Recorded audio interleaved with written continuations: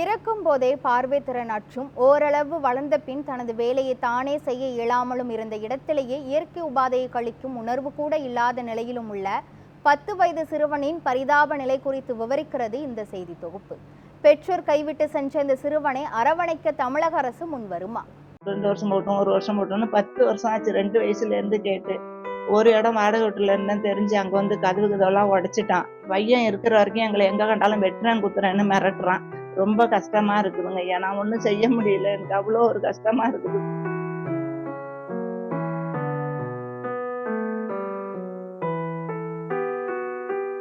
பிறக்கும் போதே மனநல சீர்வேண்டிய நிலை, இரு கண்களிலும் பார்வை தெரியாத பரிதாபம், தனக்கான வேலையை தானே செய்ய இயலாது இருந்த இடத்திலேயே இயற்கை உபாதைகள் கழிக்கும் உணர்வு கூட இருக்காத பேரவலம். இப்படியாக பல்வேறு இன்னல்களோடு இந்த உலகத்தை தரிசித்த அந்த குழந்தைக்கு தற்போது வயது 10. பிறக்கும் போதே பல்வேறு குறைபாடுகளுடன் பிறந்த இந்த குழந்தைக்கு நேர்ந்த மிகப்பெரிய இடி அதன் பெற்றோர் இந்த குழந்தையை வேண்டாம் என்று கைவிட்டு சென்ற கொடுமை. இப்போதும் பெற்றோரை அறியாது அவரது பாட்டி கமலாம்மாளின் அரவணைப்பில் வளர்ந்து வரும் தஞ்சாவூரைச் சேர்ந்த இந்த குழந்தைக்கு உதவ வேண்டி சமூக ஆர்வலர்களுக்கும் தமிழ்நாடு அரசுக்கும் கோரிக்கையோடு கடந்த மார்ச் 28ஆம் தேதி அன்று நியூஸ்7 தமிழ் அன்பு பாலம் மூலம் செய்தி வெளியிட்டிருந்தோம்.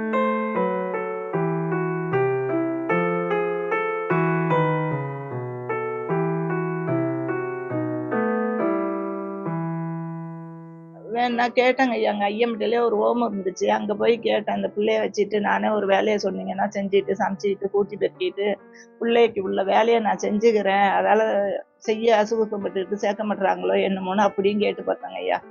அந்த சார் ஒத்துக்கல.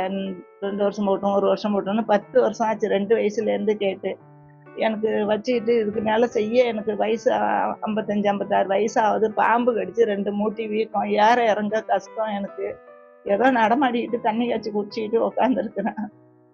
நியூஸ்7 தமிழ் தொலைக்காட்சி வெளியிட்ட இந்த செய்திக்கு பிறகு பல்வேறு நல்ல உள்ளங்கள் அந்த மூதாட்டிக்கும் மாற்றுத்திறனாளி குழந்தைக்கும் உதவ முன் வந்தனர். நமது தஞ்சாவூர் செய்தியாளர் சரவணகுமாரின் தீவிர முயற்சியில் நியூஸ்7 தமிழ் அன்பு பாலமே இந்த விவகாரத்தை முன்னெடுத்தது. நமது நியூஸ்7 தமிழ் செய்தியை பார்த்து தஞ்சை ரெனிவல் ஃபவுண்டேஷன் உரிமையாளர் வீரமணி நம்மோடு கைகோர்த்து உதவ ஓடி வந்தார். தஞ்சாவூரில் இயங்கி வரும் அவரது நிறுவனத்தின் பசியில்லா கருணை பயண ஆட்டோவின் மூலம் மாற்றுத்திறனாளி சிறுவனையும் கமலா பாட்டியையும் அழைத்துச் சென்று சிறுவனுக்கு பார்வை மற்றும் உடல்நலம் குறித்த பரிசோதனையை மேற்கொண்டார்.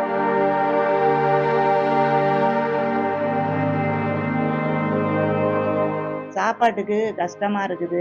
வாடகை கொடுக்கவா, பால் தூளா, ஆஸ்பத்திரியில் உடம்பு முடியலன்னா அட்மிஷன் போட்டு 2 பிள்ளை வந்து தமிழ்நாடு அரசு கலெக்டர் மூலமாக ஹோமில் சேர்த்துக்கிட்டாங்க.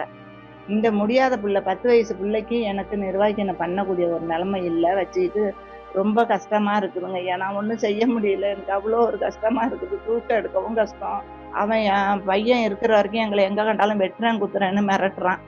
ஒரு இடம் வாடகை வீட்டுல இருந்தேன்னு தெரிஞ்சு அங்கே வந்து கதவுலாம் உடைச்சிட்டான் ஐயம்பட்டியிலேயே. அதுக்கப்புறம் 4 இடம் மாறி மாறி ஒளிய வச்சுட்டு வரேன். என்னால் வாடகை கொடுக்க முடியல, சாப்பிட முடியல. ஒரு பால் தூள் டீக்கு எல்லாத்துக்கும் கஷ்டமா இருக்கு. அந்த வசதி இருந்தால் நான் என் உயிர் இருக்கிற வரைக்கும் இந்த பிள்ளைகளை வச்சு நான் வளர்ப்பேங்க ஐயா.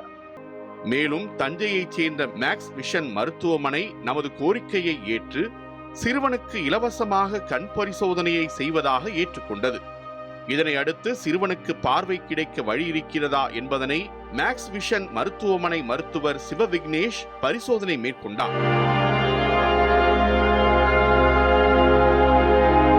சிறுவனை பரிசோதித்த மருத்துவர் சிவவிக்னேஷ் தஞ்சை அரசு ராசா மருத்துவமனை குழந்தைகள் நல மருத்துவர் பழனிசாமியிடம் ஆலோசனை பெற அறிவுறுத்தினார். இதனையடுத்து சிறுவனும் கமலா பாட்டியும் ரெனிவல் ஃபவுண்டேஷன் அலுவலகத்தில் தங்க வைக்கப்பட்டு மறுநாள் அரசு மருத்துவரிடம் அழைத்துச் சென்றது நியூஸ்7 தமிழ் அன்பு பாலம் குழு. பரிசோதனை செய்த அரசு மருத்துவர் பழனிசாமி சிறுவனுக்கு தொடர் சிகிச்சை வழங்கப்பட்டாலும் அவர் மற்றொருவர் உதவியின்றி அவரால் வாழ்வது கடினம் என தெரிவித்த நிலையில் கமலா பாட்டியும் சிறுவனும் அவரது சொந்த வீட்டுக்கே மீண்டும் அனுப்பி வைக்கப்பட்டனர்.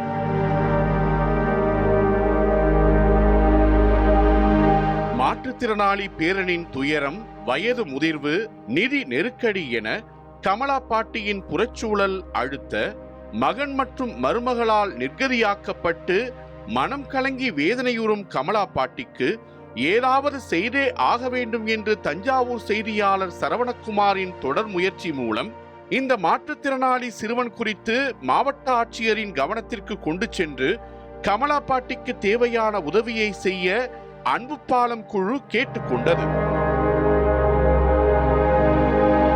இதையடுத்து மாவட்ட ஆட்சியர் பிரியங்கா பங்கஜம் அரசு அதிகாரிகளுக்கு உத்தரவு பிறப்பித்து கமலா பாட்டிக்கு அரசு சார்பில் உடனடியாக உதவ தேவையான நடவடிக்கைகளை எடுத்தார். இந்நிலையில் நியூஸ் 7 தமிழ் அன்பு பாலம் சார்பில் சிறிய நிதி உதவி வழங்கப்பட்டது. மேலும் நியூஸ் 7 தமிழ் செய்தி தொகுப்பில் வெளியிடப்பட்டிருந்த கமலா பாட்டியின் வங்கி கணக்கிற்கு நல்ல உள்ளங்கள் சார்பில் பல்வேறு பகுதியிலிருந்து சுமார் 30,000 ரூபாய் வரவு வைக்கப்பட்டிருந்தது. இதனை அடுத்து கமலா பாட்டி நியூஸ் 7 தமிழ் செய்திக்கும் உதவியாக இருந்த தன்னார்வலர்களுக்கும் தனது நன்றியை தெரிவித்துக் கொண்டார். மருத்துவ உலகில் தொழில்நுட்ப வளர்ச்சி மேலோங்கி இருக்கும் தமிழ்நாட்டில் மாற்றுத்திறனாளி குழந்தைக்கு தீவிர சிகிச்சை அளிக்கவும் அந்த சிறுவனை பராமரிக்கும் கமலா பாட்டி இருவரையும் அரசு காப்பகங்களில் தங்க வைக்க தமிழ்நாடு அரசு முன்வர வேண்டும் என்பதே மிகப்பெரிய கோரிக்கையாக உள்ளது. இந்த செய்தியை பார்க்கும் நல்லுள்ளங்கள் உதவ வேண்டும் என்று நினைத்தால் திரையில் தெரியும் வங்கி கணக்கிற்கு நிதி உதவி வழங்கி உதவுங்கள்.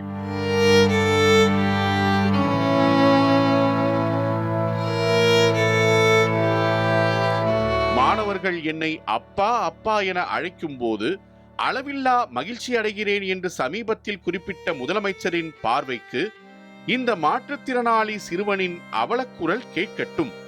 கமலா பாட்டியின் கோரிக்கையை முதலமைச்சர் நிறைவேற்றும் நாளுக்காக அந்த மூதாட்டியும் மாற்றுத்திறனாளி சிறுவனும் காத்திருக்கிறார்கள்.